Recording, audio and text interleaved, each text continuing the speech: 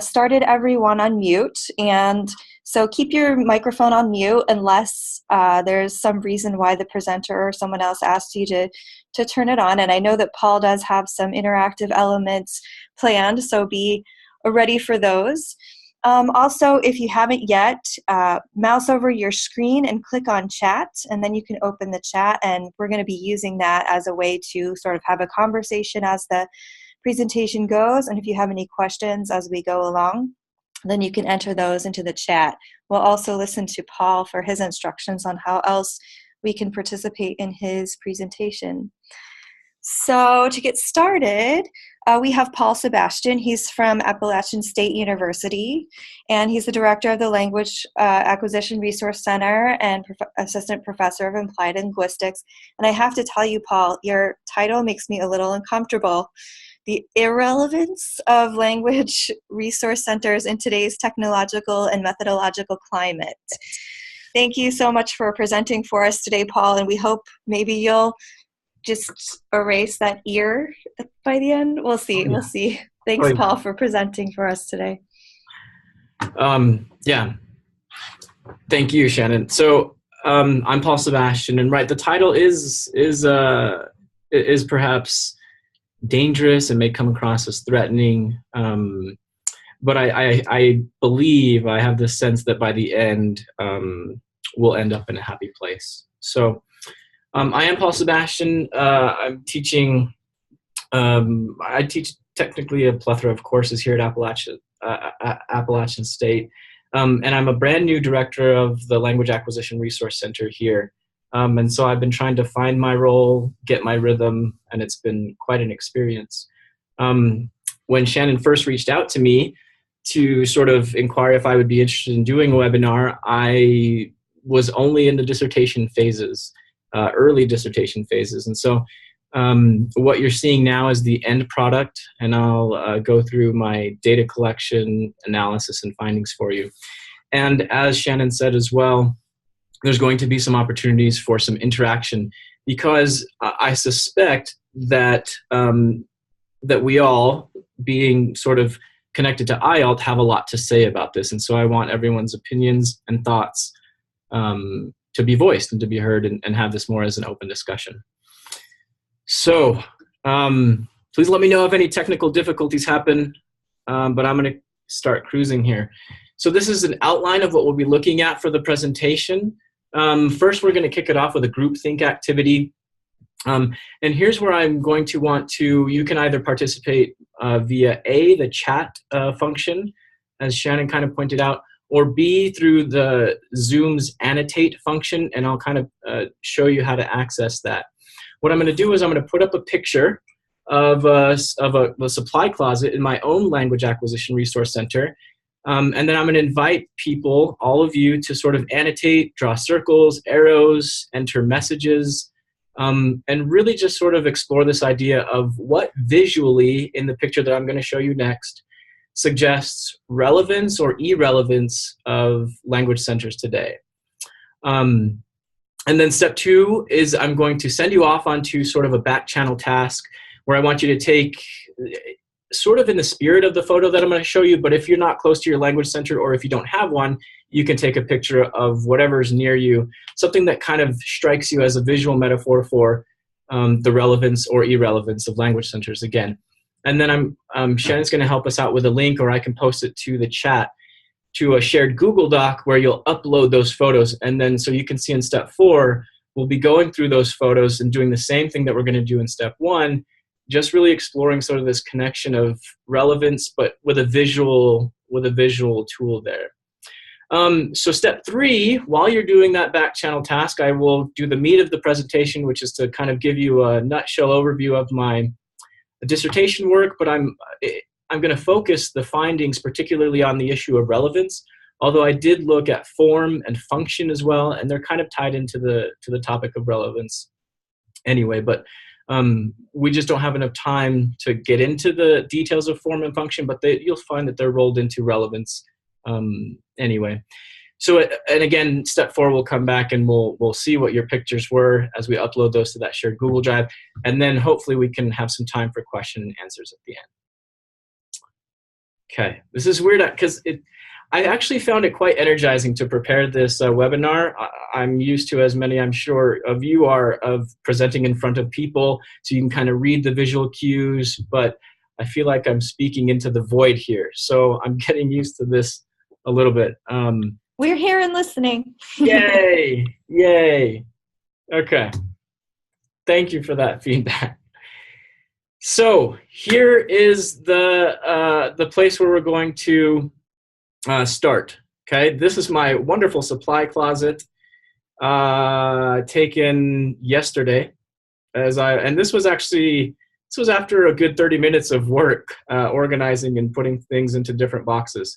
So at this point, what I'm going to ask you to do, if you it depends on what you're seeing on your screen, but for me, I have to mouse towards the top, and then the bar drops down, and I can see the annotate function. I can click there, and then you have a lot of different ways to then write on your screen, and everyone will see it in real time. Let me show you an example. If I do draw, and I pick a line, and I pick a color, and then sort of I can do that, and you should all be able to see that. Now you can do that. You can enter a text and say, just type things here. Or again, the third option is to contribute in the chat function if there's something more abstract that just doesn't make sense visually. So I'm going to clear this for now, although I know you all are starting, but I'm going to, let's see, where's my mouse? Yeah, and just so you guys know, if you are still in full screen mode, if you can click, or you kind of mouse over and click on view options, you can click on exit full screen, and then also it looks to me like it's on the top and it says view options. I click on that and then there's annotate there. Okay, so sorry Harold and whoever else had already started, but I've cleared it, so we got blank slate, annotate, chat, doodle, text, and the prompt. And if one of the moderators wants to help me out and kind of just re-articulate the question into the chat so we have that as reference, is just what about this visually strikes you as either relevant or irrelevant to language centers today?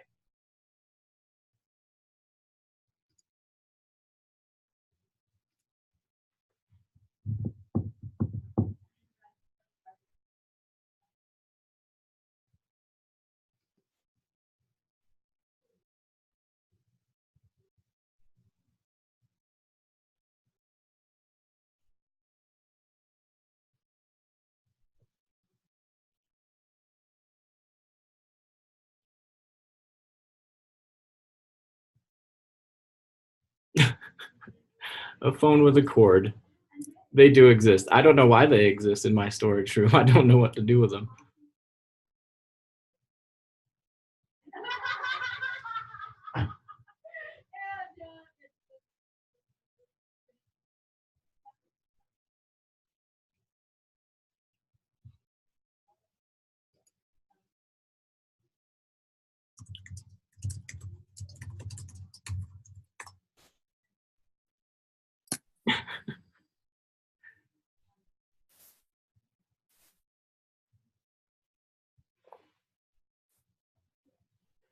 Okay, good. I'm going to start kind of giving my own thoughts here just for a little bit, but this is the same exercise that we're going to do as you're doing that back channel task and kind of taking a picture to create a visual metaphor for what your thoughts are on relevance or irrelevance of language centers.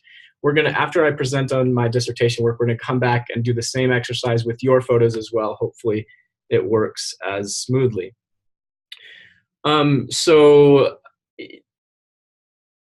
Let's see.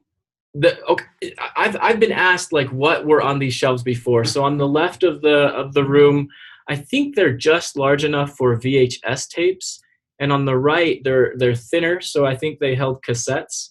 But I'm happy to be corrected. Amanda says yes. Amanda was here before I was, and she'll have some added insight here. That thing on the cart right in the front, I think is a color scanner. And I don't know who it belongs to or why we need it anymore, because our copier, I think, can do that, but it scans color things. Let's see, the doormat feels like there's a metaphor here. Yeah, I just threw it right down, and I left it there. Reflecting constant need to update hardware and software, retired computers. I did some software updates today, in fact, so that's some still relevant there. Hard media items are decreasing, will be eliminated in our next move, right? So the need to hardware, and when everything's moving sort of in a digital direction. Access to Rosetta Stone. You don't see it here, but there's a box of Rosetta Stone up in one of those cabinets with one of the faculty members' names on there. I need to get it back to her because I don't know why it's in here. Now, I don't know if you can see or if I can zoom, or if you could zoom, but if you're looking to the left, the second set of shelves, there's 3 boxes. All 3 of those boxes are chock full of remote controls. I've literally written on them remote controls, and then literally more remote controls. I don't know. So there's lots of remote controls. When someone was trying to figure out how to use a DVD, we dug into the 50 that we have in storage, and we found one that worked. So that worked. There's a vacuum in the bottom of that cart there. Amanda, I don't know if you know, but I'm just going to hang on to it. Seems like something that I don't want to throw away. And I'm a purger. I'm not one to kind of hoard, but this kind of makes me nervous. There's a Christmas tree. No one pointed out the Christmas tree in the back right corner in that box. There's some relevance there, perhaps. All right. Anyway, good. I just wanted to get the juices flowing, having us think about relevance and irrelevance with actually some visual component. So continue to have a chat on the side. I think this format lends itself well to multiple channels of communication, including what I'm going to take us through right now, which is, again, a brief summary of my dissertation work. So now let me clear those wonderful comments. Thank you for your participation there. All right, so let me just drive this point home really quickly. So this is the visual metaphor exercise. Step 1, while Paul is droning on about his dissertation, take a picture of something around you that seems to metaphorically suggest relevance or irrelevance. Bonus points if it's a language center, but if you're not by one or you don't have one, anything will do. And then I want you to upload that to the Google folder link. There it is in the chat box. Shannon had just posted it in the chat box. If you have any troubles with dropping a file into that Google folder link, please let Shannon know, or I can also help with that. And then please rename your picture file with your last name just so we can kind of see them as easy reference. If you're really freaked out and you don't want to be identified to the photo, just leave it like anonymous. That's fine. We'll make it work. Okay, so we are going to go into cruise mode right here. So for my dissertation, it's interesting, and I'm happy that Katie Angus is here because I reached out to her early on, kind of picking her brain. I was thinking about doing something similar to her dissertation, where she sort of went through textbooks. She's done a lot with professional development. And at some point along that journey, and I apologize to Katie, I said, I'm going to pivot pretty significantly and go down this rabbit hole of language resource centers. And so I started to look through the history of language centers. I wanted to ask questions about how they exist, what they do, are they relevant? And really my dissertation became centered in language resource centers. And so that's what you're going to see today. Again, those 3 general directions were for form, function, and relevance. And I'm going to center my, my comments on relevance for now. So I'm seeing some problems with the upload. As an alternative, just to pivot really quick, Shannon, could they email you an attached photo and can you upload those? Oh, you anticipated my thought. Okay, please email Shannon, her email is posted in the chat, your photos as attachments and she will upload them there. We won't have to worry about naming. We'll get through that as best we can. Or I guess Gus found a way to upload them right in the chat. Look at you, Gus. Okay, So, point of departure, as all thesis committee people will drive home, is that you should ground your work in theory. And so I thought, well, why not ground my work in a billion theories? Because I wanted to do more work for myself. So the fact is that there aren't really any, there are no theories that sort of lend themselves to researching language resource centers. And as I delved into sort of connected areas, connected disciplines, we're pretty sketchy in grounding our work in theories in computer assisted language learning as well. So I pulled from some areas that had a little more stability, theoretically speaking, and I pulled, as you can see from this screen, from the work of educational theories, from second language acquisition theories, and then a little bit from the, it's not necessarily a call theory, but it's the TPAC model. Some might not even call it a theory. And I just sort of massaged all of these theories into something that I could sort of hang my work on. And in the middle, you don't have to read all of this text here, but in the middle, LRCs which experience external and internal flux with personnel, with technologies, with methodologies, with administration, they must be, in my opinion, analyzed and understood with equally flexible and adaptable frameworks and methods. Now that sounds horrific because that means we just have to keep moving and adapting to different theoretical trends and trying to find one that fits what we're trying to understand better in this particular realm of language centers.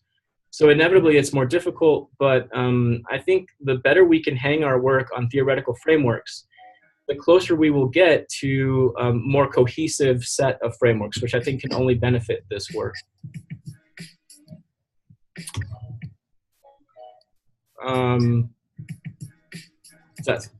There's some kind of music going on. I don't think it's mine. Okay. All right, here we go. So I want to give you a crash course in what I found in looking through the history of language resource centers, which obviously did not start out as language resource centers, but started rather as language laboratories. And actually, before they were really known as language laboratories, they were known as phonetics laboratories. So my point of departure, and other people have started at different points, is Thomas Edison's invention of the phonograph in 1877. And it really sort of sets the tone for themes that I started to see of technology keeping pace with methodology, or vice versa, methodology keeping pace with technology, and then language centers as sort of mirrors or reflections of those two developments, of technological developments and of methodological developments. So if you think of the technology available during grammar translation method, for example, and then how the proliferation of what we sort of conceive of as the traditional setup of language laboratories, and I'm talking about the isolated carols, the individual headsets, and the repeated repetitions of dialogues, that was a technology shift that then sort of mirrored or was lockstep with the methodological step that went from grammar translation to audiolingualism. So we see this relationship, this sort of dance between technology, methodology, and in the background, language centers sort of keeping abreast of those different developments.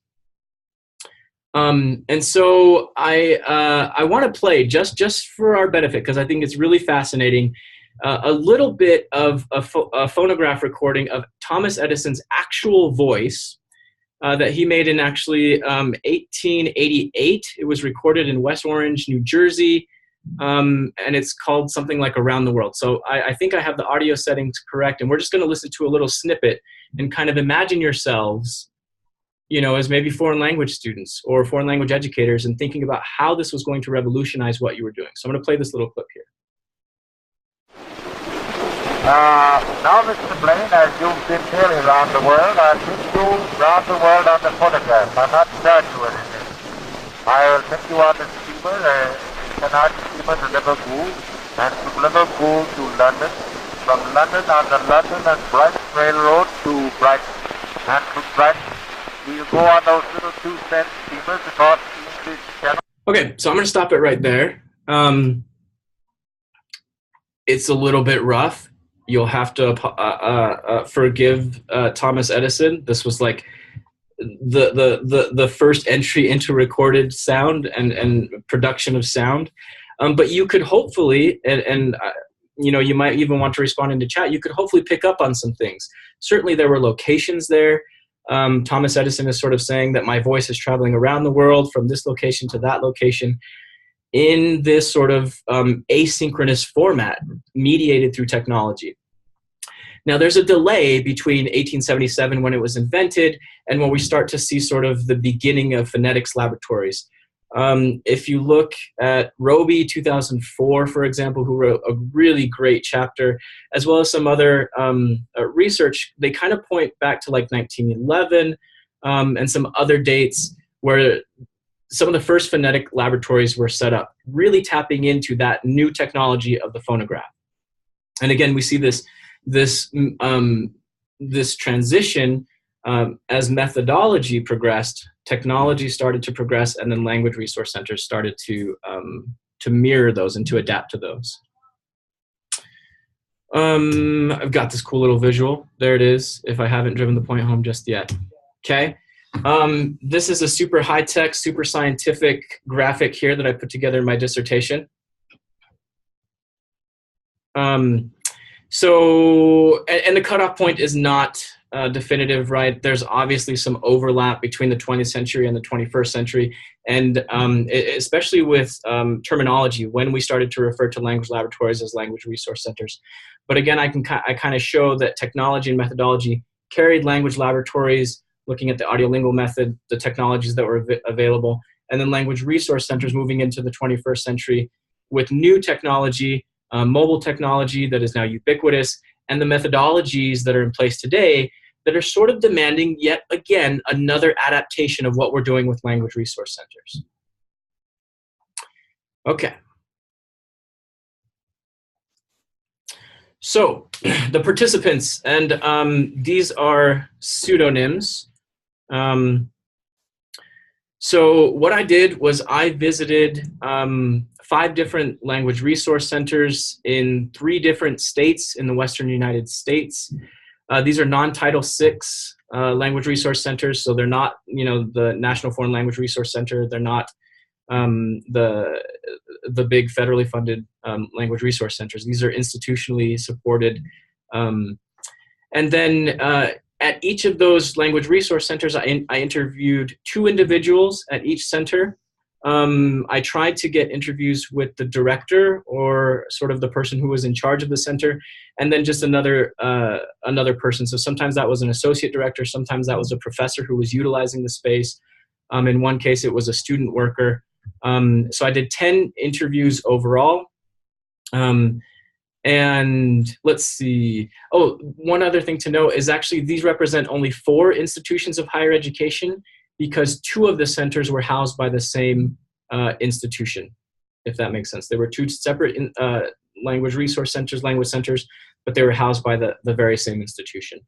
And you can see here the sort of what I thought, and this is sort of my reading of their operation, what their primary functions were and what their secondary functions were. And that's coming a little bit from what I was investigating with respect to function. So in reality, there's overlap. You know, it's not that the Knowles Center was only doing research support. They also had their hands in these other primary functions and even secondary functions. But I sort of categorized them as such to kind of characterize them so that I could make sense of what they were doing and how they were relevant in their respective circles. Okay. So for data collection, I used interviews, on-site visits. There was one institution that was just out of my range financially and just practically, so I wasn't able to visit that place. So I gathered photos of the physical layouts, and then I conducted the interviews via telephone, and then I was able to actually meet with some of those individuals in person during conferences. And then I kept a research journal for some informal thoughts and notes to kind of contextualize what I was seeing or what I was going to be reading in the interview transcripts. For the interviews or for data analysis, the interviews were analyzed using a 4-step qualitative coding. I followed Saldana's descriptions of structural, in vivo, focus, and theoretical codes. and maybe it's atypical, but I did actually go through all transcripts separately using those different techniques of qualitative coding. The very last code of theoretical coding is really what's going to be relevant for this discussion. The theoretical codes that emerged and were sort of that emerged from those subsequent rounds of coding ended up being flexibility, innovation, support, and alignment. And that might not make a lot of sense to you, but in a few slides, it'll start to be relevant. And then I also use narrative profiles. So I sort of took my physical visits to these locations and my discussions, my informal discussions with these individuals, and sort of wrote more of a narrative reflection on my experiences there. And from these data and these analyses, I'll be sharing my findings from these centers. So I want to give you some examples, some actual content of what I was able to see from the transcripts. Again, the names have been anonymized as well as the centers. KC is short for Knoll Center. I'll try to articulate those abbreviations for you. But so we see here every year we have to look at what we provide and what students are using and what we think they need. And I think since I've been here, we've asked ourselves the question, are we going to need a computer lab in 5 years? And I'm sure you're all just dying to read my very large and scintillating dissertation, but I do have some further explanation of what flexibility means and what alignment means. But for the purpose here, it really just means were the language centers or what the interviewee saying sort of suggestive of institutional flexibility, of language center flexibility as we move into different technological and methodological directions. And so this sort of struck me as they were willing to be flexible. And to give you another idea of perhaps why I coded this as flexibility plus rather than flexibility negative, is that they actually did start to curb back on their hardware offerings, replacing some of their computer labs with small classrooms and conference rooms. Here's another one that I coded as support negative. So the quote is very short. It's not a happy relationship between the center and the department. And so we don't do any of that stuff anymore, just talking about the different functions there. So support meaning both, this could be departmental support, it could be support from the college that housed the language center, or it could be from the institution itself. So I looked for evidence of positive support for the operations, the functions, and I looked for tension and negative support as well, and then coded the transcripts accordingly. Rather larger quote here, but this is kind of speaks a little bit to the innovation concept. The big thing is realizing that language is all about people and it's all about interaction. And that I think about the language labs of the past where students would come in and they would just talk to a computer screen, or even if they'd be talking to each other like a partner, they'd still be using technology. And sometimes I think there's a lot of value in stripping that away. And that's why the conversation labs, I think, are really what have made us relevant. So this center really hung its hat on conversation labs. And it doesn't sound very innovative, but if you think about the history of language laboratories, it is, I did sort of perceive it as quite innovative, and so I coded it as such in my data analysis. One more example here is for alignment, just to give you a flavor for that code. Originally, our mission was just to provide a pathway. Just was never said, but I felt like it was just, and there was more that needed to be attended to. So what has evolved in the public, and the director has embraced this, is that this is an opportunity to merge and actively recruit heritage language speakers and learners and immigrants and refugees into a college track bilingual, bicultural education. Now this was a very impressive, robust program that this center was working on. So I also coded a lot of this as innovative plus. But Tyler here, the interviewee, sort of suggested that this was in alignment with the overall university's mission of trying to recruit heritage learners as students for their institution. So I coded this as positive alignment between the language center and the university. And sometimes there was alignment between the language center and the department as well, but I sort of subsumed those all into one general code of alignment plus. So for funsies, because we're all about funsies here in IALLT, here's another excerpt read it, think about it, and maybe put into chat what you would code this as. And I know you don't have my criteria for inclusion. You may not have experience with qualitative research, but just go with your gut feeling here. Would you code it as innovation plus or minus, flexibility plus or minus, alignment plus or minus, or support plus or minus, or a combination of any of those, just to get an idea of how I analyze these data?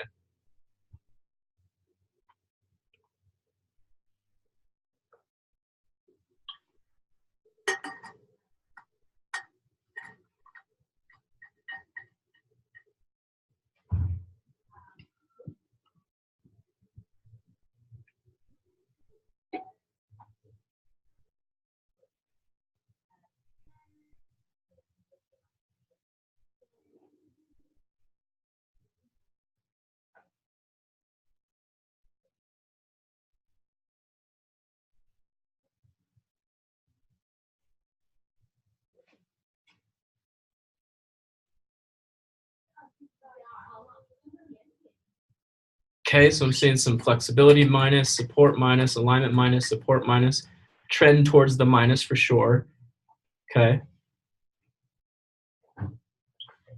Alignment minus. Fear plus. Thank you, Gus, for thinking outside the box. Okay.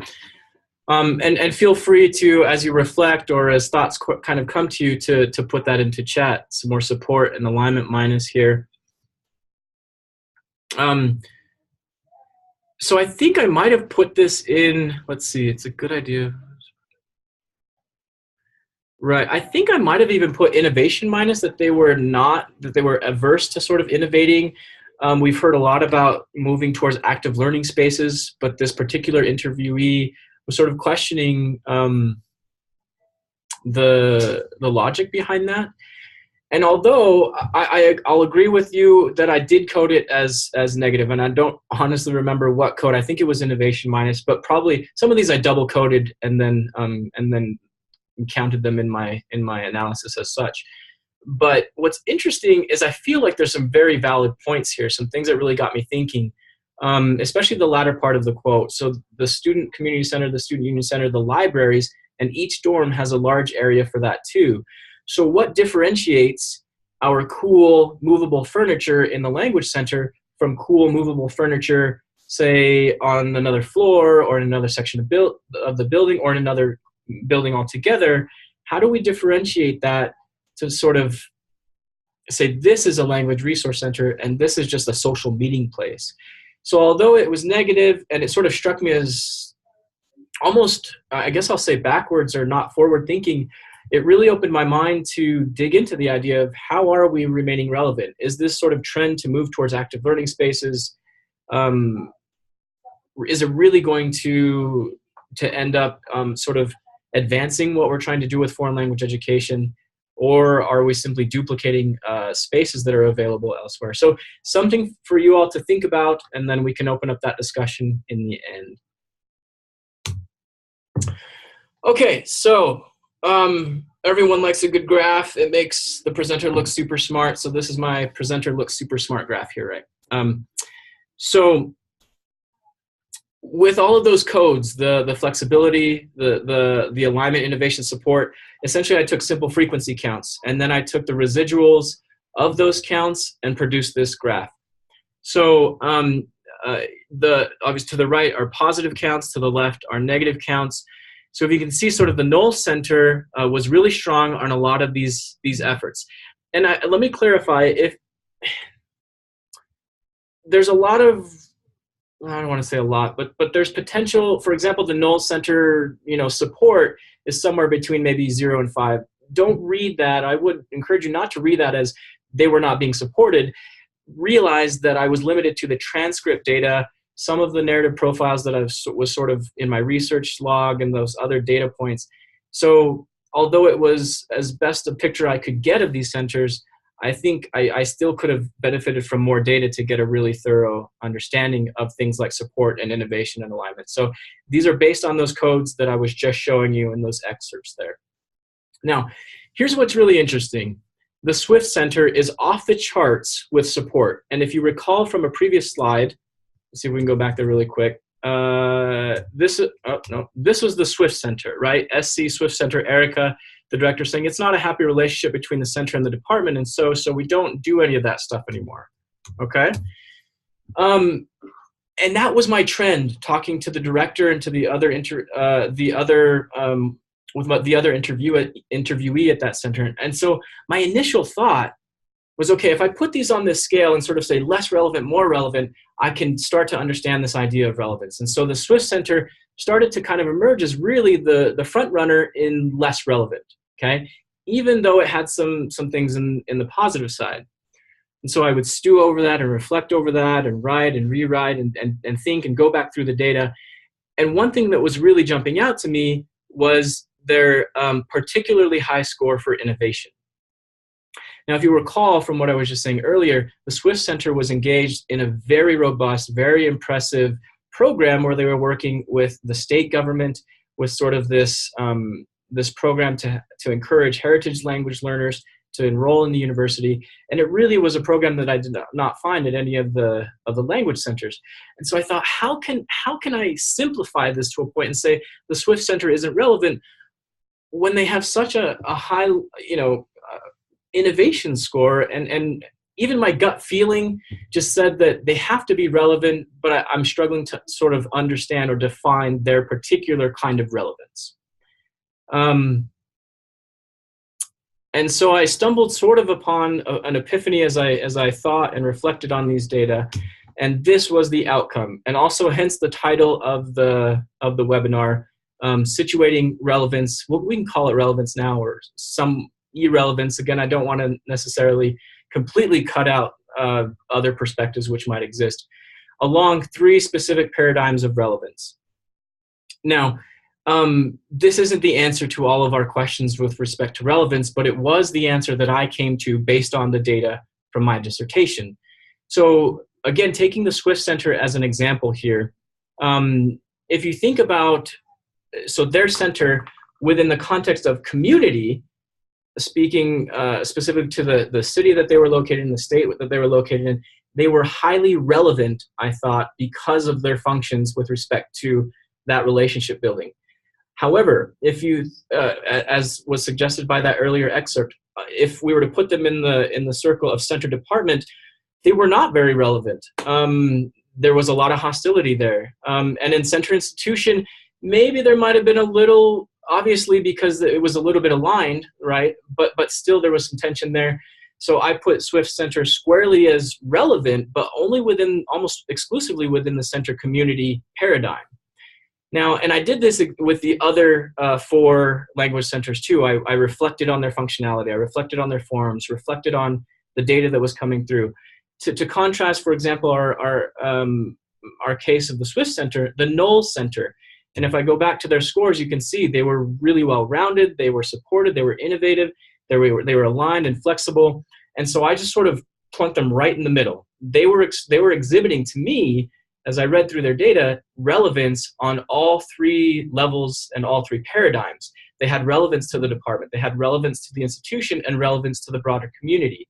And the same, I don't have to explain all of it to you, but the Dillon Center was exhibiting relevance with department and community, not so much an institution. And so really it was this point where I felt like I broke through in the data, and I said, I think this is some important stuff that we can start to consider as a professional community. So, some implications, and these are rough cut from the time I finished my dissertation, which is actually relatively recently. I defended in October. Some of the implications, and this is a growing list, but so internal, what I mean are people who are either working within a language center or very closely related to them, and then external might be any partners who have business dealings with a language center. So for internal, these findings, particularly of the relevance paradigms, inform relatively isolated LRCs because, at least with institutions of higher education, we tend to be geographically far away, and I found that out when I was trying to drive to the centers. It helps us to understand how both we are relevant, how your own center is relevant, and how perhaps other centers are exhibiting relevance. Also, my dissertation, and not just necessarily this presentation, adds to the information that we have available with respect to form and function. And again, form and function, I'm not going into it this webinar, but there's a lot of interesting things coming through there. And then the relevance paradigms is ways to highlight strengths and weaknesses of both. Well, I guess I kind of talked about that, of your LRC and others. External findings inform potential collaborators who might be considering partnerships. So if I want to collaborate and I want to strengthen, my relationship with the community and language, I might go to my language center because I know that they're strongly relevant in that particular paradigm. And then paradigms can be referenced by external reviewers, perhaps. If you imagine a reviewer going into the Swift Center, maybe that gut reaction might be, this is irrelevant. There's a lot of hostility.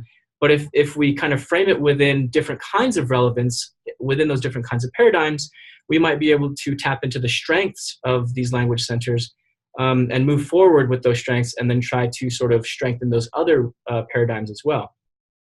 And a question I think that we have to consider as a larger professional community is it okay to have just really strong, isolated evidence of relevance? So is it okay for the Swift Center just to live within that center community relevance? Or should we be trying to create centers and encourage centers to be more well-rounded, like the Knowles Center, where it had relevance in lots of different areas, sort of the jack of all trades, or the distinguished expert in one particular area.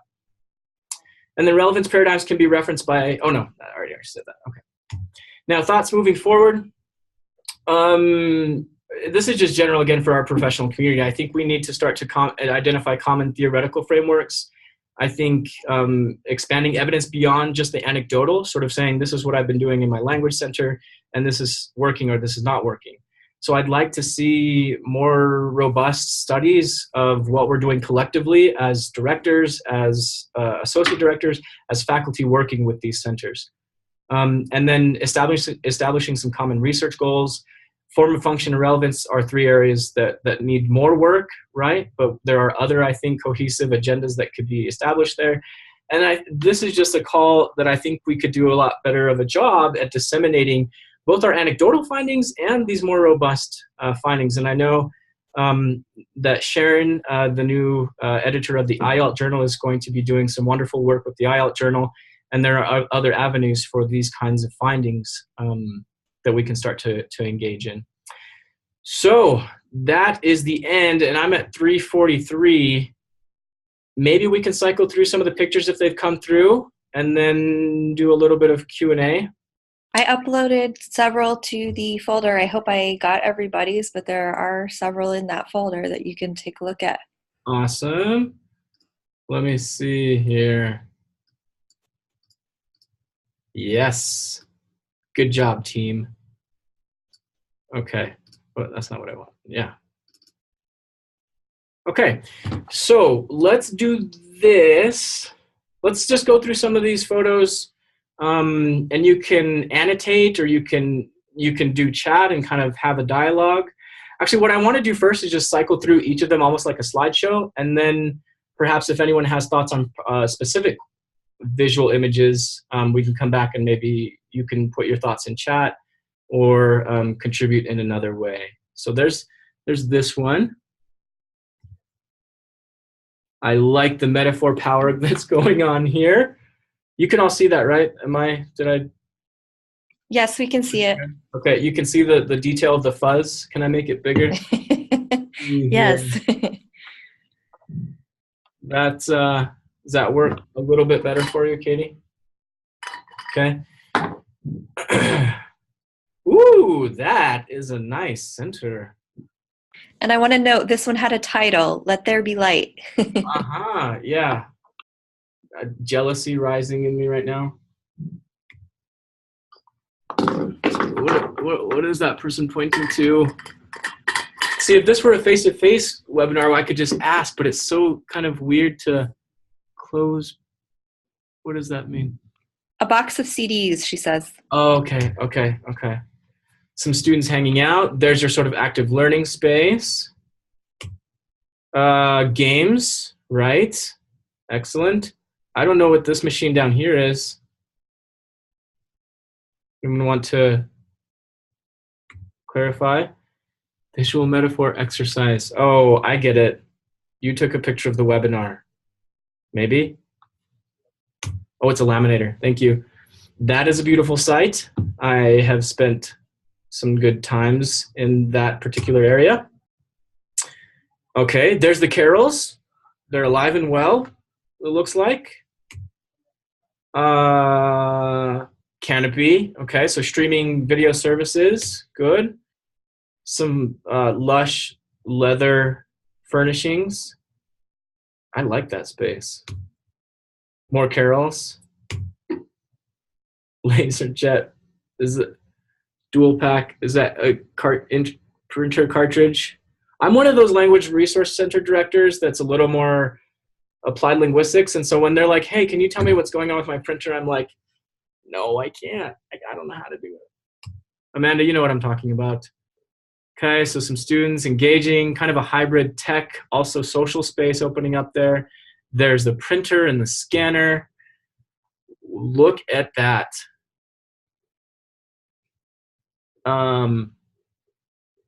There's a Rubik's Cube and some Legos, and I believe that's a computer. I don't know, I was born in '86, so we'll call it a computer. Laser disc on the top shelf. Thank you. Is that National Geographic?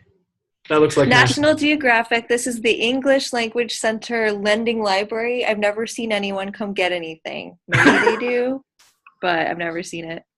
Yeah, but I bet it's got a nice checkout procedure with an Excel and all the like date and name, and it just never, yeah.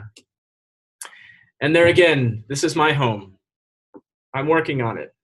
Don't hate on my space. All right, friends, that's it from me. Thank you for your participation. We can kind of reference these photos, but I know we're running short on time a little bit, but I want to make sure that you all have opportunities to voice your questions or get some interchange going on. Yeah, so far we've had not too many questions in the chat, mostly a conversation, which has been really great.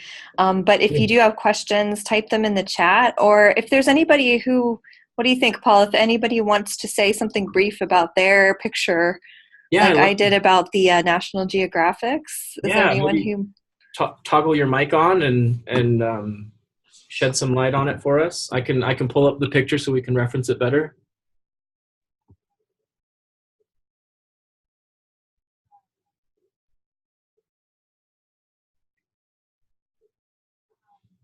And while people are thinking about that, I can tell you some of the, an existential question, what is a laser disc? I can say some of the things that people were saying in the chat. John said that they eliminated a computer lab in 2016 and another one this summer. Mark says that conversation lab's a good idea, replacing computer lab. Gus says he's in the midst of preparing a new pair of labs. And Erica says the focus on space and furniture and active learning spaces are not unique to language learning. Right. Yeah, it's not like we have a corner on that market. Yeah. Jeff says, when I heard that in the interviews I did, it tended to be very negative. And Gus also says that our campus opened a tutoring center in the library and provides services that used to exist in my area. Budget-wise, that's been great, but it's created distance between our department. And it's interesting, all those things that kind of have positive sides and negative sides. And then we've gotten some more comments. So if you want to say anything about any of those comments, Paul, or anything else that people are typing in the chat. Right. So Katie, I don't know what a laser disc is. Done. Next question. Time to call it a few. Let's use the LRC for anything. Test. Okay. Do students just show up unstructured at LRCs, or does faculty have some degree of structure or have conversation tables? I think there's a lot of variation. And actually that brings me to an interesting observation, is that there's an incredible amount of variation among language centers, both what do we call ourselves? Language acquisition resource centers, language resource centers, language laboratories, as you saw on my door from the title screen. But then that also, not only of terminology, it's sort of reflective of just the variety of these institutions that exist now. So the sort of task of defining relevance for such a variable group is almost, you'd have to be insane to kind of take it on. But I did, and so I don't know. Yeah, and maybe my findings are too sort of restricted, or they're not adaptable to the level of variety that we're seeing in these other institutions. I think a lab that defines itself by technology and/or space is doomed. Yeah, absolutely. And if you think about, well, certainly there are language spaces that are purely social, right? Technology is sort of slowly falling away as a defining attribute of language resource centers, although you still find a lot of components that are technological in nature. One thing that I haven't mentioned is I pulled a lot of data from this book, and this is shameless publishing here a little bit, or shameless promotion, but so Felix Kronenberg, the president of IALLT, edited a volume that really explored a lot of these issues of relevance, form, function, looked a little bit at the history of centers. And so if you haven't checked out the book yet, definitely do so if you want to find out more about these things.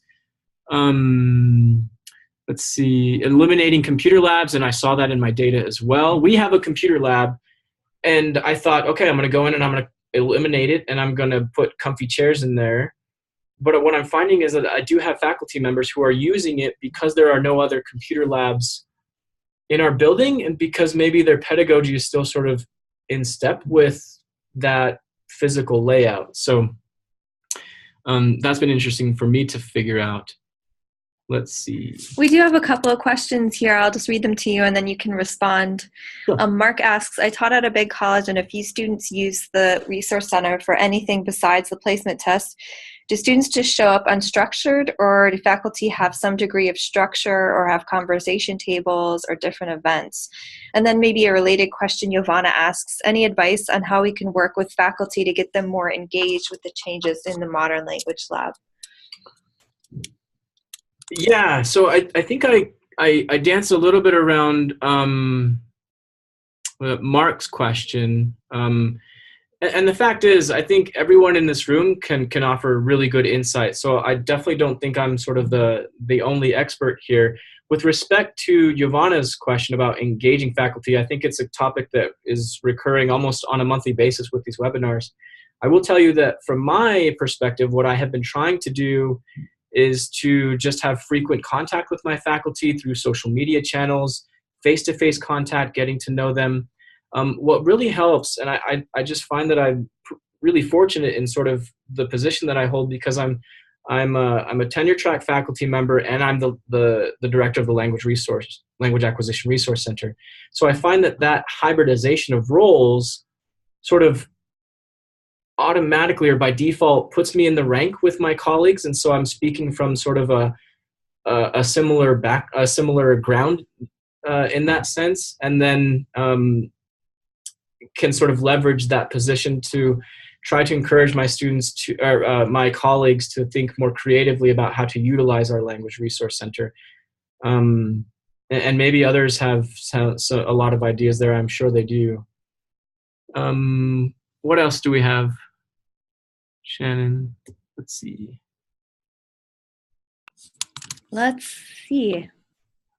Laserdisc conversation going on strong. Erica asks, what does a conversation lab look like?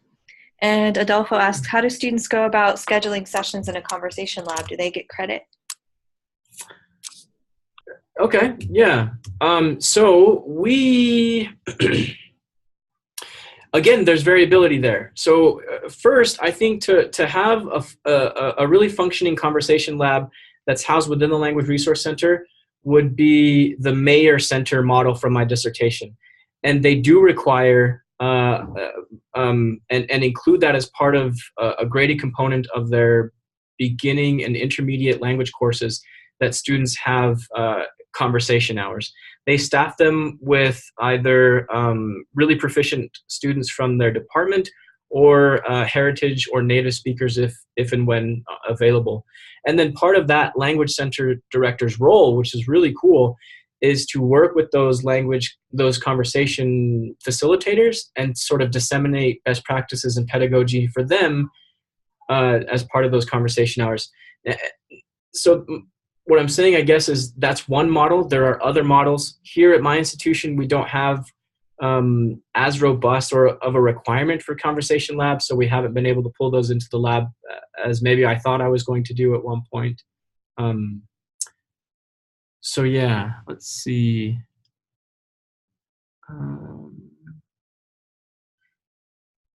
Did I miss something, Shannon? Did you ask me something? I think we got most of the questions. Okay. I mean, there have been some other great and interesting comments. Yeah. And while everyone is maybe thinking of their last questions, as we have just a few minutes left, I just want to copy into the chat and tell you what the next webinar is. February 27th at 1:30 Eastern, we have Karen Price, and she's going to be talking about emotion-enabling technologies, the dawn of a new age for call. So that sounds really interesting. Please do watch out for our advertisements and register in advance for that. Are there any last questions for Paul? In case you're all wondering, this awesome sweater vest, I purchased it at Banana Republic. It's available there if you want to look as awesome as I do. Thanks, everybody. Product placement, eh? Thanks so much, Paul, for sharing your research with us, and thank you, everyone, for coming and engaging. We had fun looking at each other's pictures. And then see everybody next month.